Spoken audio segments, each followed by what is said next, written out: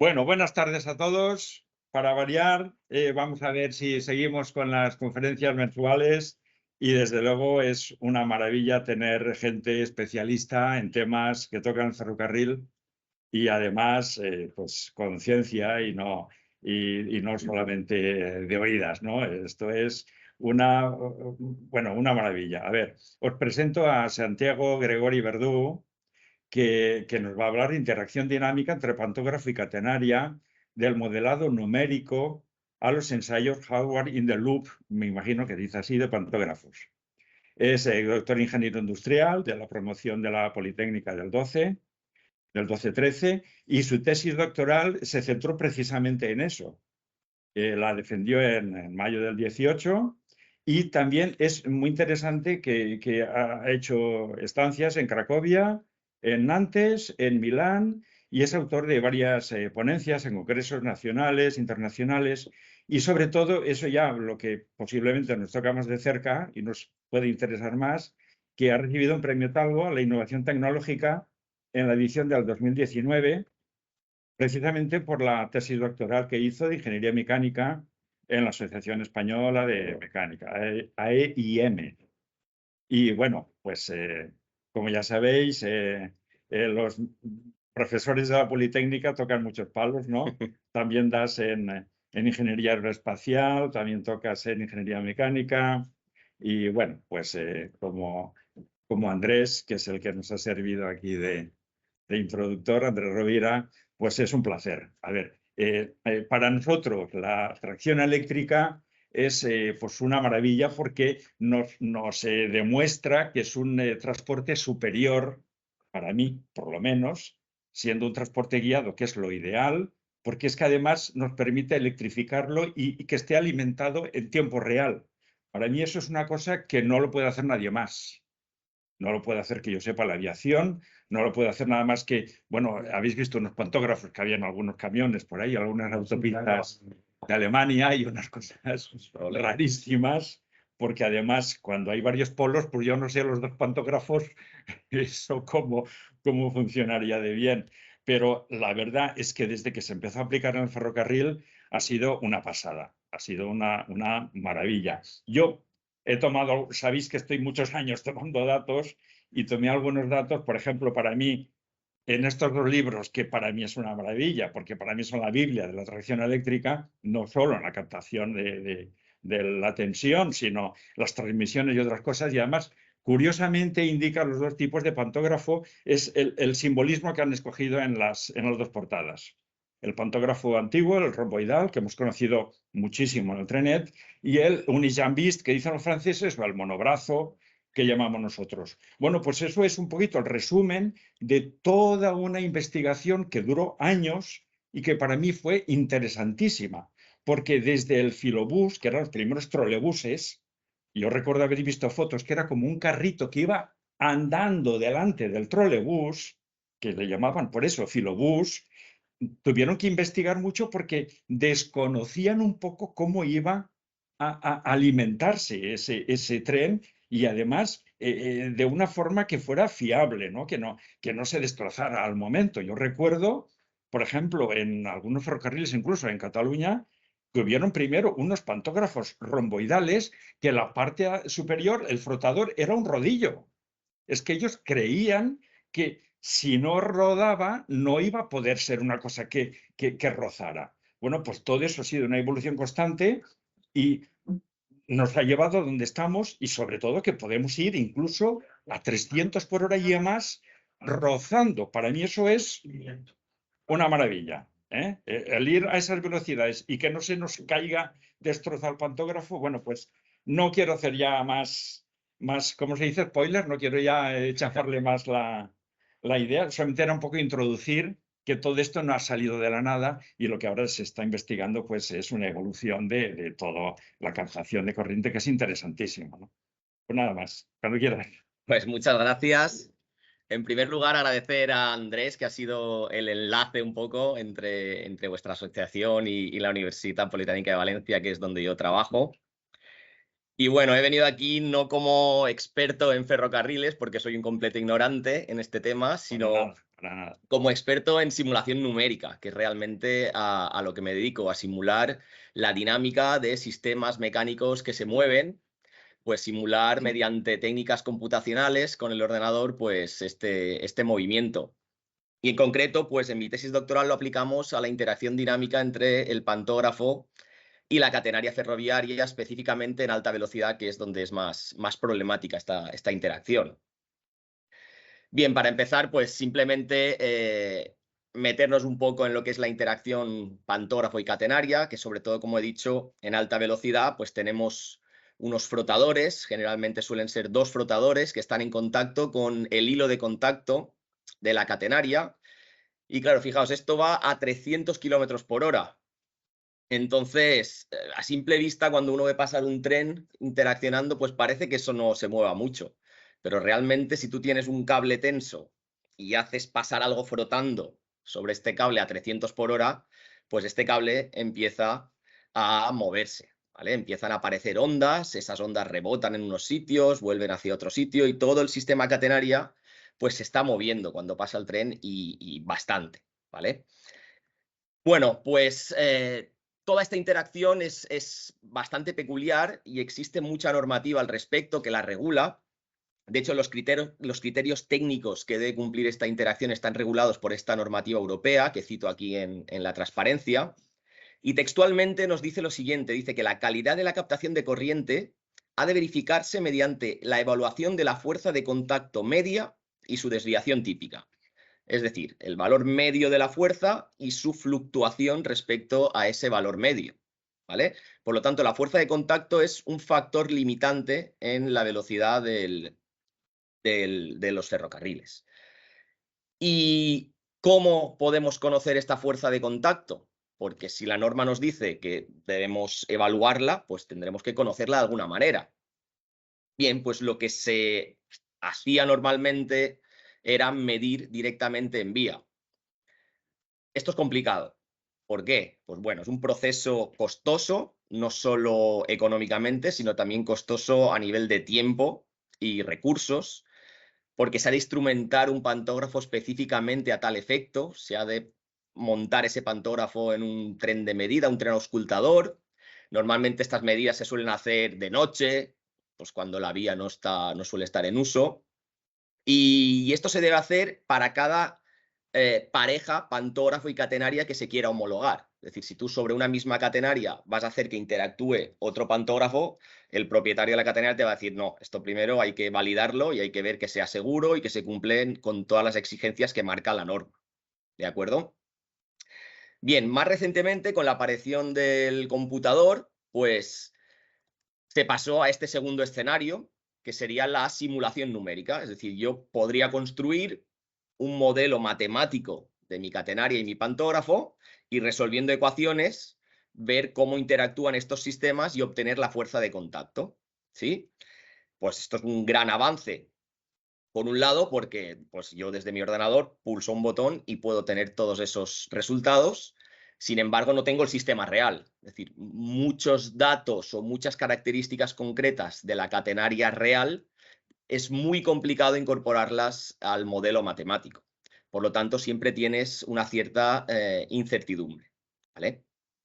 Y de estas dos formas de obtener esta fuerza de interacción necesaria para poder evaluar la calidad de la captación de corriente, en los últimos años ha aparecido una forma híbrida entre ambas, que es lo que se llama ensayos hardware in the loop de pantógrafos, ¿vale? Esto es tendencia totalmente actual en el campo de investigación y es una forma híbrida porque combina un pantógrafo físico real con un modelo numérico, un modelo calculado mediante ordenador de la catenaria, ¿vale? Bien, pues ante este escenario de la fuerza de contacto, yo en esta presentación quería centrarme en estos dos temas, en lo que sería la simulación numérica, que fue el objeto de mi tesis doctoral, elaborar un modelo de catenaria y pantógrafo y resolverlo computacionalmente, Y ya después de la tesis nos hemos metido a investigar el campo de los ensayos hardware in the loop de pantógrafo. Entonces también os contaré pues, los últimos avances que hemos hecho en este campo y os enseñaré pues, algún vídeo de ensayos que tenemos hechos. ¿Vale? Bien, aquí resumo un poco lo que serían los contenidos de la presentación de hoy. Los dos bloques que he dicho, simulación numérica. El nombre de PACDIN es el nombre que le hemos puesto nosotros al código mediante el cual resolvemos el problema. Sería pues, una especie de nombre comercial. Y el segundo bloque de ensayos hardware in the loop de pantógrafo. Bueno, pues entramos ya en simulación numérica y voy a presentaros el modelo de la catenaria que nosotros hemos implementado. Aquí podemos ver una imagen real, esta foto la tomamos nosotros mismos de la catenaria del ADE, creo que es el modelo C350, si no estoy equivocado. Bueno, pues hay una técnica matemática que se llaman elementos finitos que nos permiten modelar mediante ecuaciones matemáticas el comportamiento dinámico, cómo se moverían estos cables, ¿vale? Y fijaos que en el modelo incorporamos también los cables de Ni, que están cerca de los soportes, incorporamos las péndolas, que serían estos elementos verticales que sujetan el hilo de contacto del sustentador. También modelamos transiciones entre cantones. Aquí podéis ver un ejemplo de lo que sería pues, un modelo de catenaria en la que se ven pues, dos secciones, se llaman secciones de compensación mecánica, porque bueno, en los extremos de cada una de estas dos secciones existen unas poleas y unos contrapesos que hacen que tanto el hilo de contacto como el cable sustentador pues, estén tensos, tengan una tensión mecánica adecuada. Bien, pues en el modelo también incorporamos estos solapes o seccionamientos entre cantones, con lo cual podemos simular catenarias muy largas.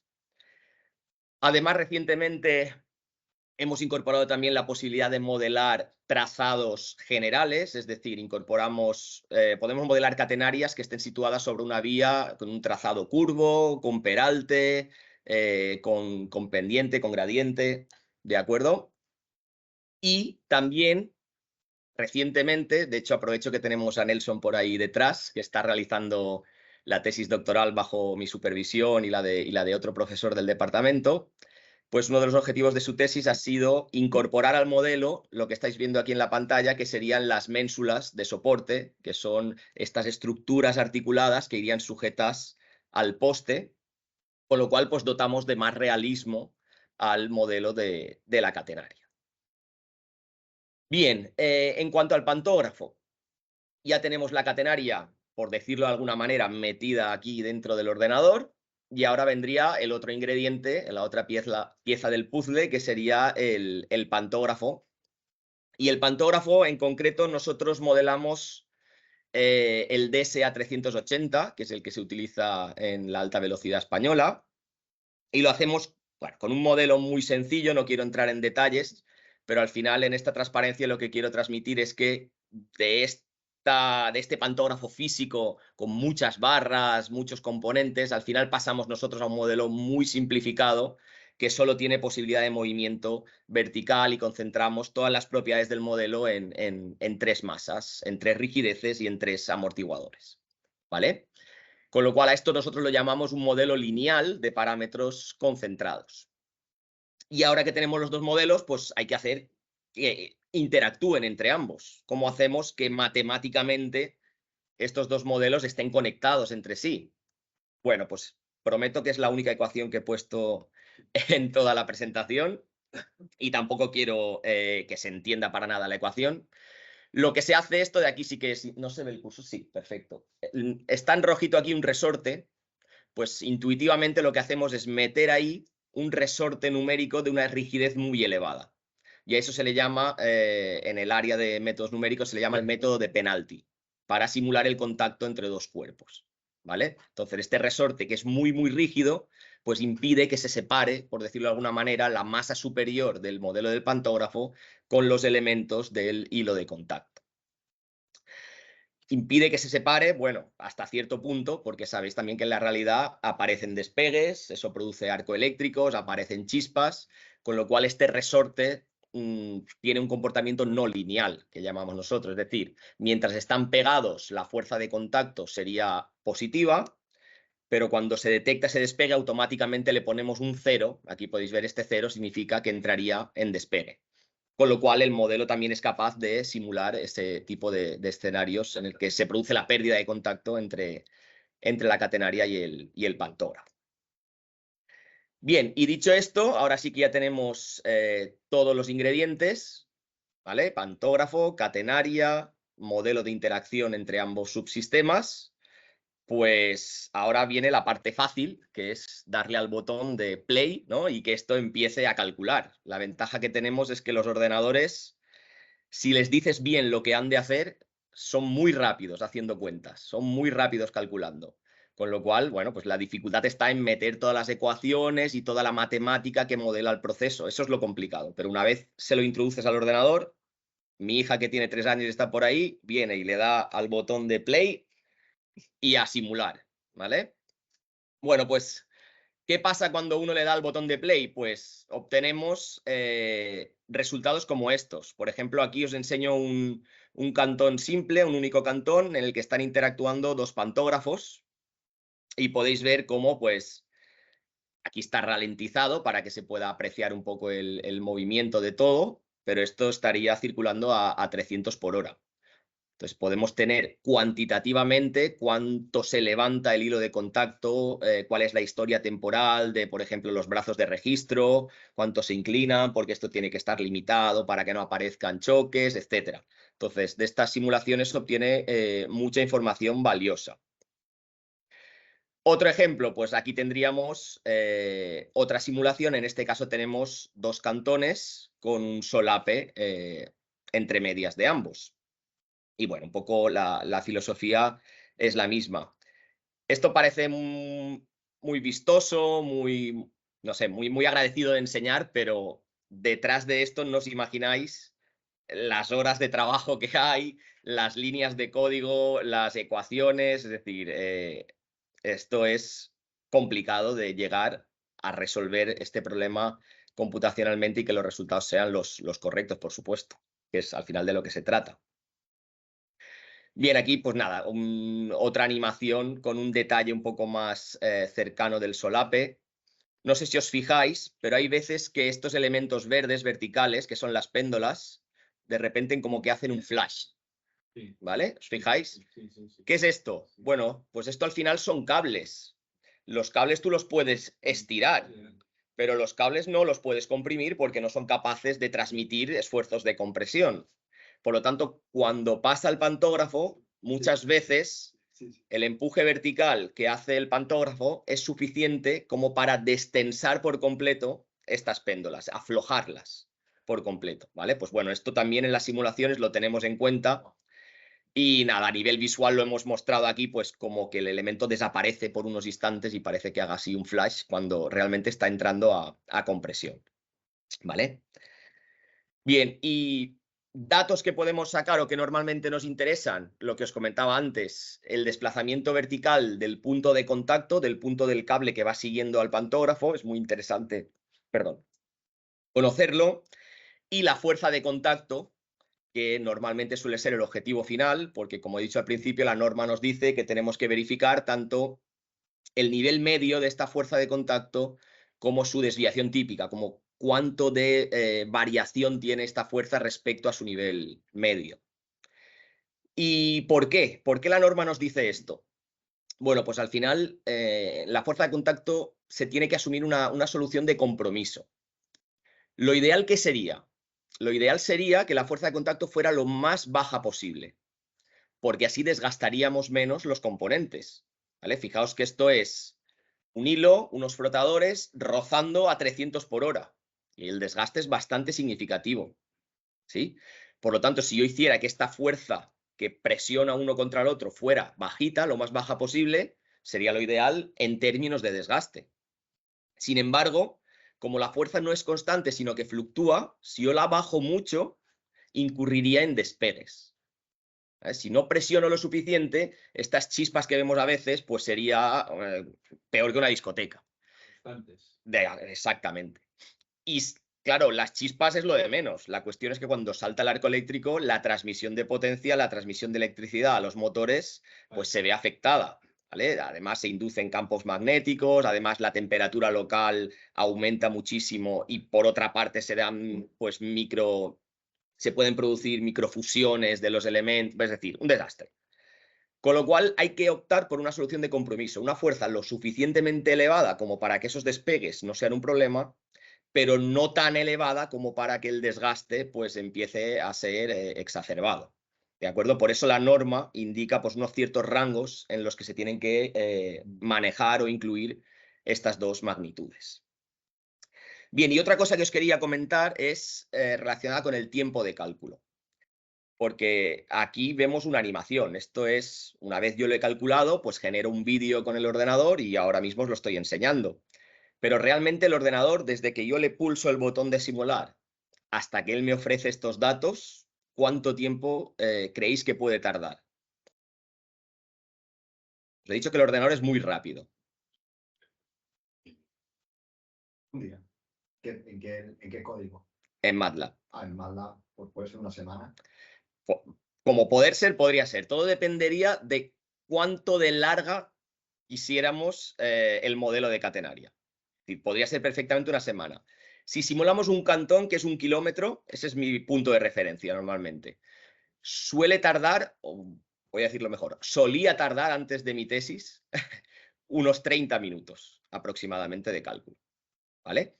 Y uno dirá, bueno, pues no es mucho. Si yo quiero conocer la fuerza de contacto, pues 30 minutos lo simulo, ya lo tengo y ya está. Sí, es verdad. Pero ¿y si uno quiere realizar 10.000 simulaciones para analizar 10.000 casos distintos? Me tengo que esperar 30 minutos por 10.000, 300.000 minutos. Esto ya empieza a ser complicado, ¿no? Entonces, uno de los objetivos de mi tesis fue el meterme en las matemáticas que hay detrás para que el ordenador tuviera que hacer menos cálculos y obtener el mismo resultado. Por supuesto, sin perder precisión alguna en los resultados. Y de esas investigaciones conseguimos pasar de 30 minutos a aproximadamente 1 minuto, en función de en qué ordenador lo ejecutes, pero del orden de 30 veces conseguimos reducir el tiempo de cálculo. Y bueno, esperarte 10.000 minutos para hacer 10.000 simulaciones ya no es tan exagerado, ¿no? Es decir, tú al final dejas el ordenador ahí encendido 24 horas al día y en 3-4 días, pues más o menos lo tenemos, ¿vale? ¿Por qué digo esto de las 10.000 simulaciones?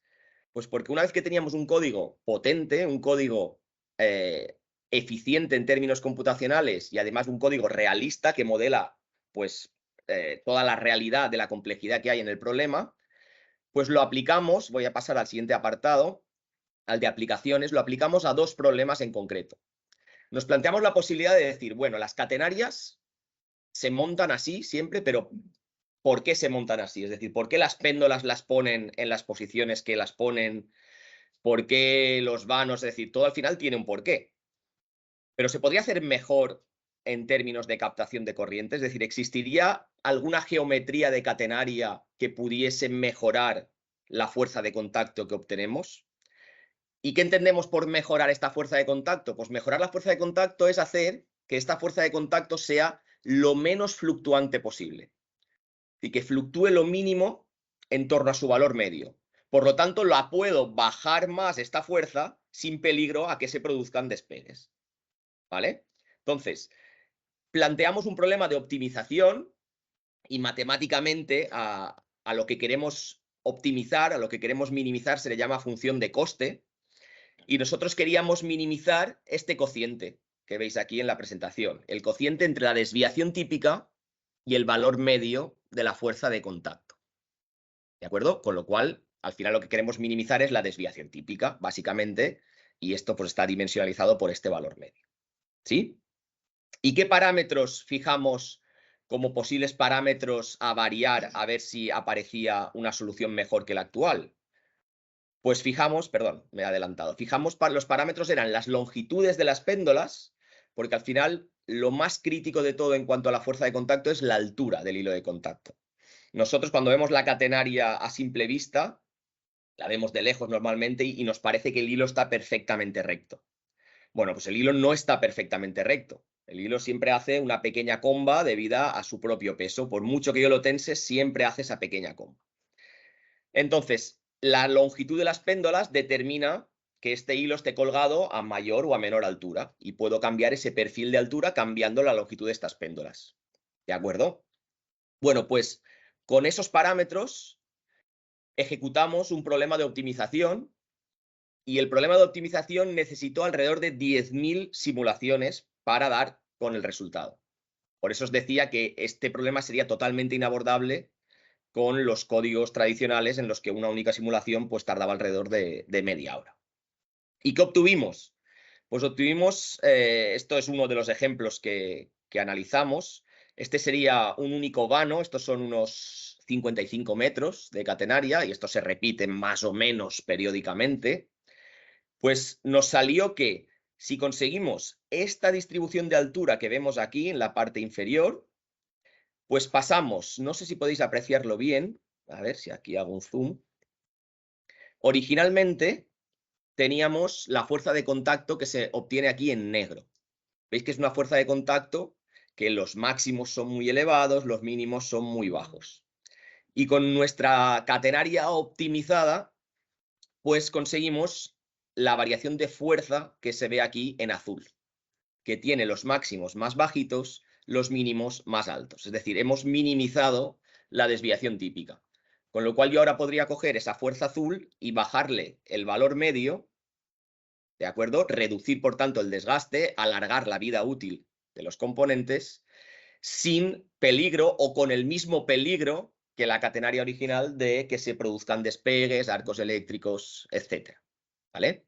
A su vez, también conseguimos reducir la rigidez vertical del sistema, que es lo que vemos aquí en esta otra gráfica. En negro sería la original y en azul sería la optimizada.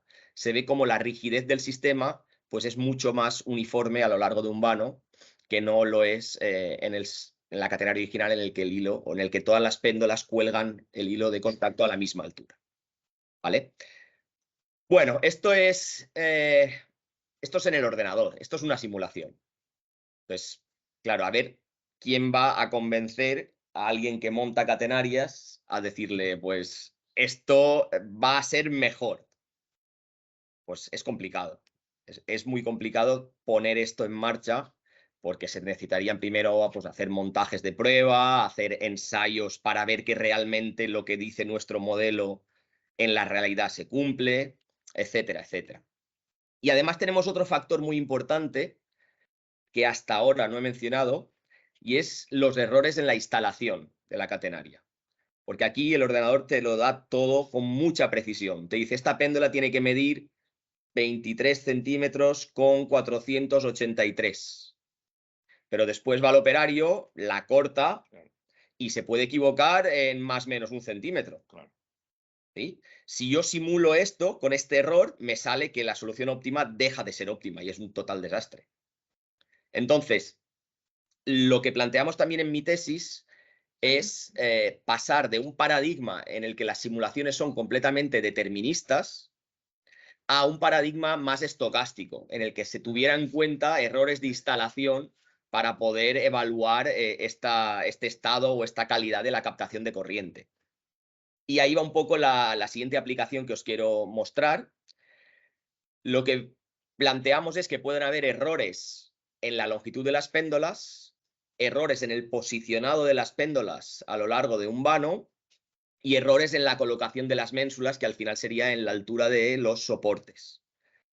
Bueno, pues planteamos una batería de simulaciones, también fueron 10.000 simulaciones. Esto al final, pues para los que están metidos en el tema, se llama el método de Monte Carlo. Andrés sí que lo habrá oído hablar, pero aunque el nombre es muy rimbombante, no deja de ser plantear 10.000 escenarios con errores de montaje aleatorios distintos. Y de esos 10.000 escenarios, sacar los 10.000 resultados. Y en vez de plantear el resultado como un valor numérico único, pues plantearlo como una función de densidad de probabilidad, que es lo que os estoy mostrando aquí. Por ejemplo, este primer cuadradito de aquí sería la distribución que obtenemos del parámetro mu, que es lo que os he presentado antes, es el cociente entre la desviación típica y el valor medio de la fuerza de contacto, ¿vale? Pues bueno, vemos que el valor determinista que nos daría una simulación perfecta sin errores de montaje sería el valor que nos da esta línea discontinua, alrededor de 0,26. Sin embargo, cuando metemos los errores de montaje en juego, pues el valor medio de la distribución sube, no mucho, pero sí que sube, pero sobre todo lo que sube es la dispersión, es decir, pueden aparecer escenarios de catenaria bastante malos. Cabe decir que la norma limita este parámetro a 0,3. Por normativa no se permite que la desviación típica sea la tercera parte del valor medio, ¿vale? Bueno, la tercera, el 30%. Entonces, aquí ya estaríamos en escenarios muy complicados. Bueno, pues esta es una forma mucho más realista de abordar el problema, porque podemos tener en cuenta también estas aleatoriedades que al final en la realidad pues siempre van a estar presentes. Bueno, y aquí hicimos otro estudio para ver cuál de los 3 factores que habíamos propuesto nosotros como errores de montaje, pues cuál de los 3 afectaba más a estos parámetros de salida o estas magnitudes de interés. Y sin duda la longitud de las péndolas el error en longitud de péndolas es el que más afecta a la calidad de captación de corriente, porque indirectamente, no, directamente te está determinando el perfil de altura del hilo de contacto. Entonces, no es igual que el pantógrafo vaya deslizando. Imaginaos que si el pantógrafo en ese momento está subiendo, si el hilo que tú le metes encima tiene una pendiente positiva, pues es como que lo acompaña y ofrece menos resistencia a ese contacto. Sin embargo, si el hilo ahí tiene una pendiente hacia abajo y el pantógrafo así, es como si chocara con una pared a 300 por hora. Por lo tanto, la fuerza ahí aumenta. Entonces, la altura es importantísima y esas fueron pues las principales conclusiones que sacamos de este estudio. Bien, esto, voy bien de tiempo, ¿sí?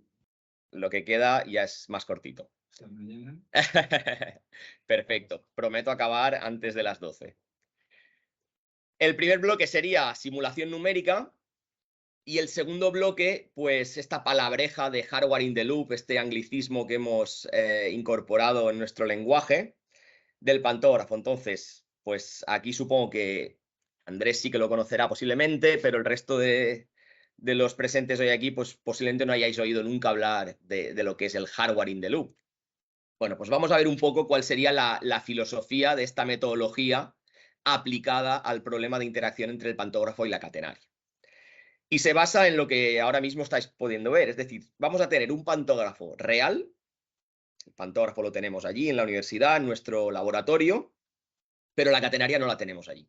La catenaria quisimos llevarla, pero no nos cabía, no nos cabía dentro del laboratorio y decidimos pues utilizar el modelo de catenaria que ya teníamos hecho con nuestro código, con nuestro software. Claro, ¿cómo hacemos que casen los dos? ¿No? Porque si los dos son modelos numéricos, el ordenador con las ecuaciones estas del método de penalty era bastante sencillo. Ahora tenemos un pantógrafo de verdad. ¿Cómo hacemos que interactúe con una catenaria que es virtual, que no es real? Pues de eso se trata la metodología hardware in the loop, ¿vale? Traducido al español sería, bueno, hardware no sé realmente cómo se traduce. Equipo, sí, sistema físico, un mecanismo. In the loop sería dentro del lazo, dentro del bucle de simulación.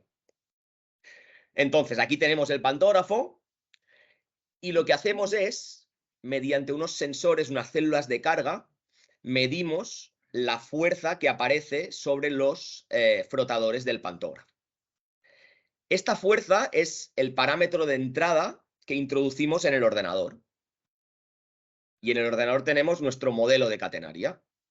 Entonces, el ordenador lo que hace es, recibe una fuerza, la aplica directamente sobre el modelo de catenaria, resuelve la dinámica que hay ahí y nos dice, pues en el siguiente instante de tiempo, la altura del punto de contacto es 5,3, 5,32, es decir, es un valor concreto. Y esto es la salida del modelo de la catenaria. Y después tenemos un actuador lineal que va en contacto, aquí no está puesto en contacto, ahora veréis una imagen del banco real, va en contacto con los frotadores, que lo que hace es imponer el valor de altura que nos ha dicho el modelo de catenaria, que en el instante siguiente debería estar el sistema. Y así se cierra el bucle, se cierra el lazo. Por eso tenemos un lazo de simulación y en medio de este lazo de simulación pues hay un componente hardware o un sistema físico real que para esta aplicación en concreto pues es el pantógrafo. De esta forma lo que hacemos es, si os acordáis en la primera parte de modelado he dicho, pues el pantógrafo que tiene muchas barras, muchos componentes, decimos que son simplemente 3 masas.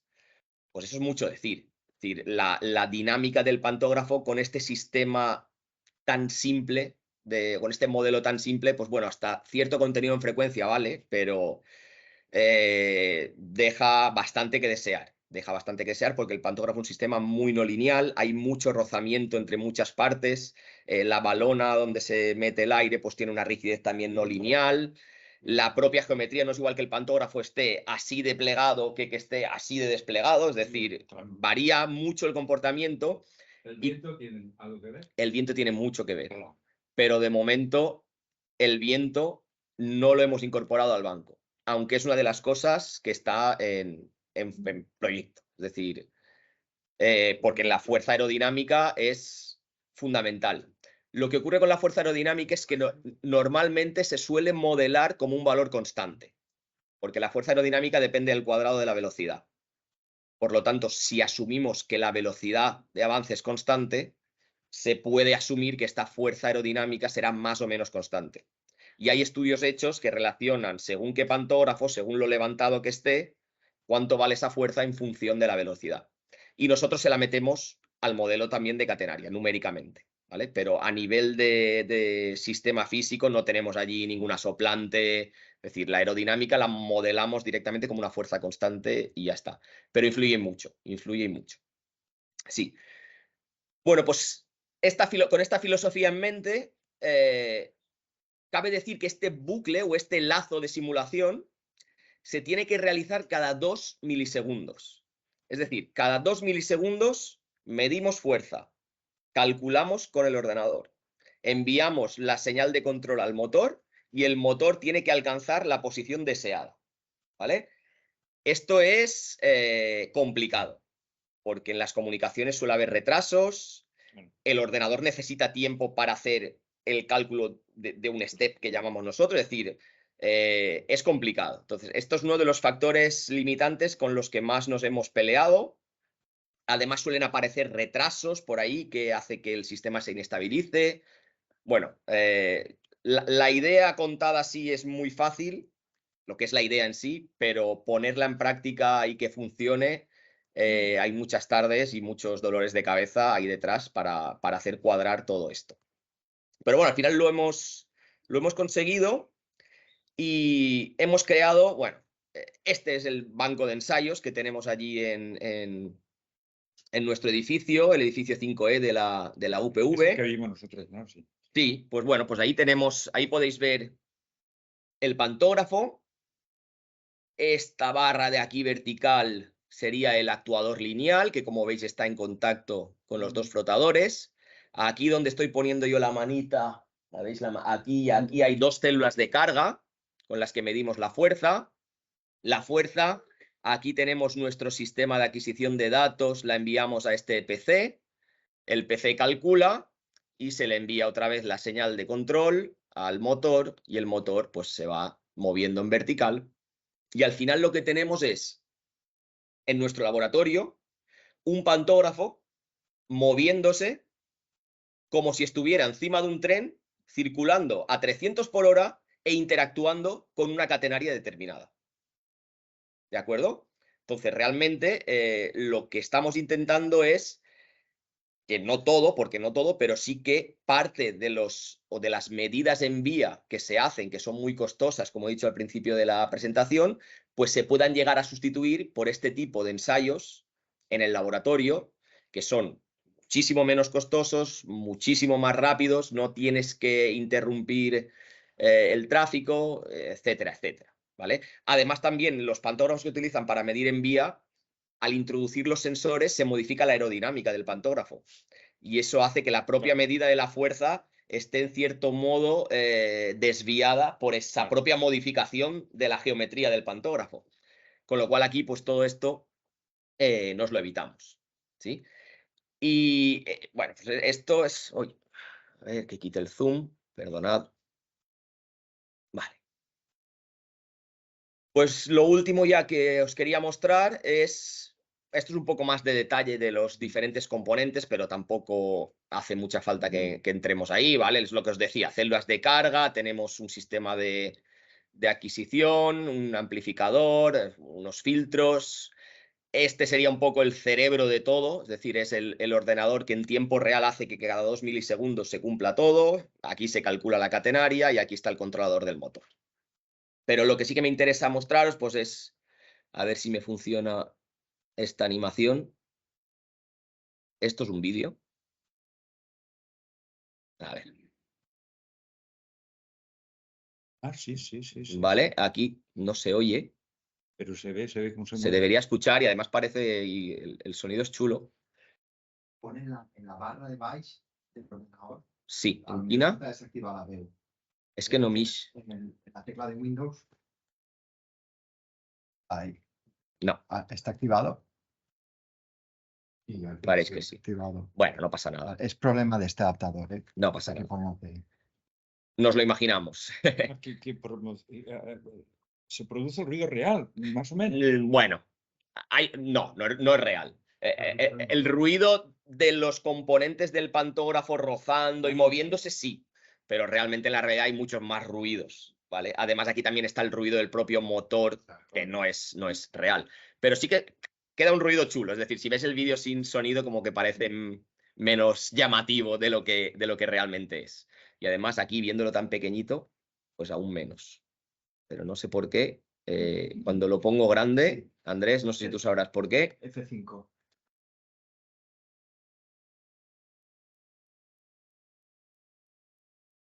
Vale. Era la 25. Vale. Pues Está, ¿no? le doy a play, pero no se me mueve. Esto siempre suele pasar cuando uno incrusta vídeos Sí. en las presentaciones, que siempre pasa. Bueno, pues estos serían, perdonad, acabo de quitar la pantalla completa, ¿verdad? Estos serían... Mira, ahora sí que va. ¿Vale? Bueno, pues esto es realmente cómo estaría moviéndose el pantógrafo encima del tren, interactuando a 300 por hora con una catenaria. Sí que se ve la elasticidad. Sí. El viento no lo veo. Aquí no hay viento. Aquí, como no nos pongamos nosotros a soplar, y como ya he dicho, la fuerza que ejercería el viento sobre el pantógrafo lo modelamos como una fuerza constante sobre la catenaria. Al final, el viento lo que hace al chocar contra el pantógrafo es empujarlo hacia arriba, más o menos. O sea, aparece una fuerza de sustentación. Claro, es que aquí, Que... a ver, los aficionados toda la vida hemos tenido discusiones armónicas, que si iba a la punta adelante, que si iba hacia atrás, que si se supone que... Bueno, además, si interactúa. va en cola o si va adelante, si va en nariz o en boca, que se llama, pues ese efecto del viento es completamente distinto.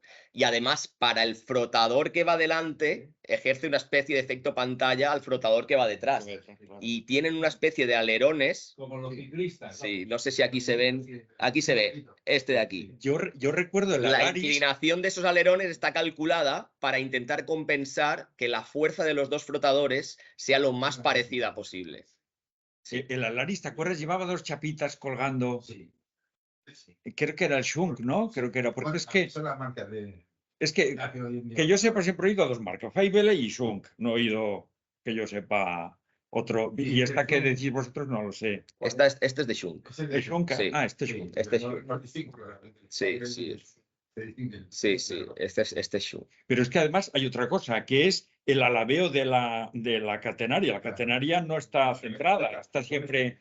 De hecho, en el proyecto que tenemos ahora actualmente, aún no lo hemos incorporado al banco. Si queréis os lo enseño aquí. Sí, lo va a hacer.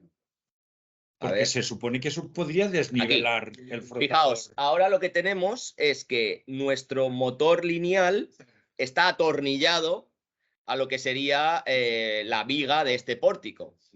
Bueno, pues ya lo tenemos diseñado, de hecho tenemos las piezas ya allí, nos falta montarlo. Lo que pasa es que cuando lo montemos, estaremos una semana que no podemos hacer otra cosa. Entonces siempre lo vamos posponiendo. Y vamos diciendo, no es que ahora necesitamos hacer este ensayo, pues lo dejamos para la semana que viene. Y nunca llega el día. Pero ahora en vacaciones de Navidad es muy probable que lo montemos, porque está todo allí. Lo que vamos a hacer es que todo este motor lineal descanse sobre unas guías. Exacto. No, pondremos otro actuador lateral que controlará ese movimiento de zigzag, ese stagger que tiene la catenaria. Vale, entonces de esa forma también tendremos que el punto de contacto sobre los flotadores pues irá variando a lo largo de toda la zona útil de la banda de frotamiento, como realmente se produce en la realidad. ¿Vale? Pues cuando se desgasten, se tendrá que cambiar. Todo diseñado Sí, para que se desgaste antes del flotador que la línea aérea. Así es. Cuesta mucho menos de cambiar el flotador que no toda la sección. Entonces, eso es uno de los siguientes pasos que vamos a hacer, incorporar el movimiento lateral. De hecho, también podremos incorporar el movimiento lateral de la catenaria cuando sopla viento, porque es como la catenaria la simulamos a nivel numérico, pues cuando sopla viento la catenaria de un poste al otro no está el hilo recto, hace una curva o hace una comba, ¿no? Pues eso también queremos modelar. Como la catenaria para nosotros va dentro del ordenador, pues ahí todo tiene cabida, ¿vale? Y bueno, si tenemos muchas cosas en mente para seguir con esta línea de investigación, que la verdad, pues... Entonces, por lo que yo veo, siempre es un sistema pasivo, o sea, más o menos. Pues ahí hay otro caballo de batalla. Es una especie de amortiguadores y tal, pero ¿habría alguna forma de monitorizar de hecho, los pantógrafos en el futuro? Claro, tenemos un trabajo final de máster, se ha centrado en empezar a hacer un sistema activo de pantógrafo que con la propia medida de la fuerza, pues haya un actuador. Lo que nosotros estamos pensando es en poner alerones, unos deflectores móviles. Entonces, nuestra idea es que en función de la fuerza, el ángulo de inclinación de estos deflectores vaya cambiando en tiempo real para conseguir minimizar al final la fluctuación de la fuerza de contacto y lo que sería un sistema pues activo o semiactivo del pantógrafo. Entonces, es una de las cosas que pues teniendo... Lo que pasa es que, claro, ahí sí que necesitamos, si el actuador es un deflector móvil, ahí necesitamos viento, porque si no, no hace su efecto. ¿De acuerdo? Pero bueno, sí que hay trabajos en esa línea, pero son trabajos puramente numéricos. Es decir, prueban hacer pantógrafos activos que cambien su dinámica en base a las medidas, se retroalimenten ellos mismos en base a las medidas, pero a nivel numérico, a nivel de simulación dinámica. Prototipos reales... yo que yo sepa no he visto ninguno y en funcionamiento creo que no hay ninguno. Y luego hay otra cosa, yo como maquinista del metro, no como Arenas, que siempre estaba con los grandes trenes, nuestros trenes pequeñitos, el metro, el de Valencia, yo notaba mucha diferencia desde mi modesta situación de maquinista. Nosotros generalmente si no vemos que fluctúa la tensión, lo demás nos importa muy poco. Claro. Pero desde el andén sí que se oía en la catenaria rígida como un ruido. Habéis visto en Colón y otros sitios que está la catenaria de aluminio con un soporte que mantiene ahí el cable ahí prensado y se oye como si rascara y dices, claro, ese no se mueve. Eso es un perfil... Lo que cambia es la rigidez vertical, es decir, de hecho, claro. También. A esto se le llaman catenaria flexible. Claro. Es decir, a contraposición de la catenaria rígida. ¿Por qué? Pues porque esta cuando tú la empujas verticalmente pues se deforma y tiene... Sin embargo, la catenaria rígida pues es otro mundo. Hay también muchos trabajos que simulan catenaria rígida. De hecho, nosotros tenemos colaboración con gente de Málaga, que allí en Málaga están centrados en simular catenaria rígida y una de las posibles líneas futuras es que nuestro pantógrafo en el banco de ensayos Hill pues interactúe contra una catenaria rígida y no una flexible, pues con todas las peculiaridades que ello conlleva. Sí, sí. Es que el AVE, en los túneles el AVE también será la misma catenaria Es flexible, lo que pasa es que la altura del sistema es mucho menos. Las péndolas son más cortitas. El único Sí. que te ha hecho, por ejemplo, es el Cabaña, que es peor. Porque claro, ahí no había sitio seguramente y no había más cocos. Pues supongo que la velocidad estará muy limitada.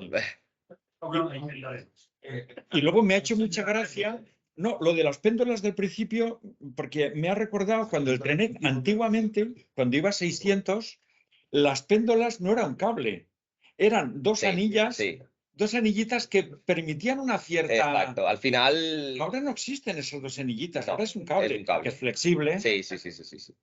Sí, pero al final esas dos anillitas eran para lo mismo, para que a tracción transmitiesen, pero a compresión pues se aflojase Claro, y la levantase bien. Pero sin embargo, si tú teóricamente estás alimentando en cada punto por esa péndola, Bueno, no, al final la corriente va por todo. la corriente viene por Sí. el cable grueso, ¿no? Que es el Sí, alimentador sí, del extremo. sí, del... va igual, pues, cuando pasa eso por esa péndola en concreto no pasaría la corriente, no pasa. pero por el resto es suficiente. Sí. Y luego la típica pregunta que me hace Yabata, pero eso creo que no será cosa de hoy, es por qué en 25 kilovoltios es tan ligera y por qué en 3 kilovoltios es doble cable, y, en fin, pero eso es Pues, tema de electrificación. Esta es Claro. una de las preguntas que yo quería trasladar hoy aquí. Porque yo digo, a ver si ellos lo saben, porque nosotros no lo sabemos. ¿Por qué en corriente continua se Muy ponen? ligera, muy ligerita. Potencia es igual a voltaje por intensidad. Sí, sí, está claro que puedes, cuando tienes corriente alterna, subes el voltaje mucho y tienes menos pérdidas por efecto Joule. Pero ¿por qué? Mi pregunta es, ¿por qué se necesitan dos hilos de contacto en la de continua? Ujú. Dada. Si la tensión es muy alta, Entonces, entonces en corriente, no es porque sea corriente continua o porque sea corriente alterna, ujú, Por la intensidad. es por la tensión. Porque Ujú. no es lo mismo 3000 voltios para una potencia dada que es V por I. Sí, sí. No es lo mismo 3000 voltios, sea continua o alterna, que 25.000 voltios. Claro, a 25.000 voltios la tensión es varios órdenes de magnitud más grandes. Entonces, claro, la corriente es mucho más baja. Claro. Y por lo tanto, la corriente es más baja y no necesitas duplicar. Pero es por tema de sección, ¿por qué no hacemos? Densidad de corriente. Y si hiciéramos un hilo más gordo, Te saldría y te pesaría mucho más y te es más fácil sujetar. es decir, es más rentable duplicar las péndolas, duplicar los soportes en las ménsulas para poner dos hilos de contacto que no meter un hilo más gordo. Bueno, sí, tienes más posibilidades de que no se pierda el contacto por completo. Sí, Es por tema, es lo que suponíamos, pero no teníamos realmente la... Porque al final nosotros somos ingenieros mecánicos, es decir, Claro. el movimiento muy bien, pero ya la parte eléctrica de la catenaria para nosotros es completamente ajena. Ujú. Muchas gracias. Bueno, ya simplemente por... Santi, Sí, perdona. que ese tren, la serie 100, cuando va a Valencia-Castellón, que va a 3000, Ujú. lleva 2 pantógrafos. Sí. Y cuando se pone a 25.000 a Madrid, lleva 1. Ujú. Por eso, ¿no? Porque la cantidad de corriente necesita 2 pantógrafos. Para que le llegue suficiente potencia a los motores. Sí. Sí, pero eso complica mucho la instalación que lleva todo el barco de alta. Otro factor. El engrasador de catenaria. Eso también podría tenerse en cuenta. Yo no sé si No, en alta velocidad ya no se hace, no, ¿verdad? está prohibido, no, ni la contaminación, está totalmente prohibido. Desconozco lo que es. Y llevan todos, nos obligaron a cambiar todos los flotadores a eso. Eso se hacía en el metro de Madrid. Bueno, sí, es Kaspersky. No son este tipo, esos son, sí, tienen cobre y tienen, sí, grafito, sí. Para que no engrasen, porque... Sí, al final esto es un lubricante sólido, ¿no? El grafito Sí, actúa como... ¿Eso desde cuándo? prácticamente se ha metido, por ejemplo, en la línea de Castellón que se comparten los trenes. Ahí yo no puedo ingresar los pantógrafos si me van a ir a la línea de Castellón porque estoy ingresando en la catenaria. Claro. Que antes se metía grasa en... Sí. Cada pantógrafo, lo que es el flotador, lleva Ujú. 2 barras de cobre. Sí. Entre las barras de cobre se ponía grasa grafitada. sea, y para que se Sí. que conduce. Yo Para reducir la fricción. Aquí la he traído alguna vez para poner en los contactos de los termetidos en pequeño y demás. Sí, una grasa negra que hay. Sí. Por decirlo de alguna manera. Eso, desde hace ya unos años, desde que se empezó con el tercer carril y en fin, se quitó porque la alta velocidad, luego ahí no puede entrar ningún tren con grasa. Mejor otro parámetro menos que no hay que tener en cuenta. Pues sí. Por el desarrollo de los flotadores, que ya no les hace falta. No, eso son grafito. Esto es grafito puro. Esto no tiene las barras de cobre, esas no las tiene.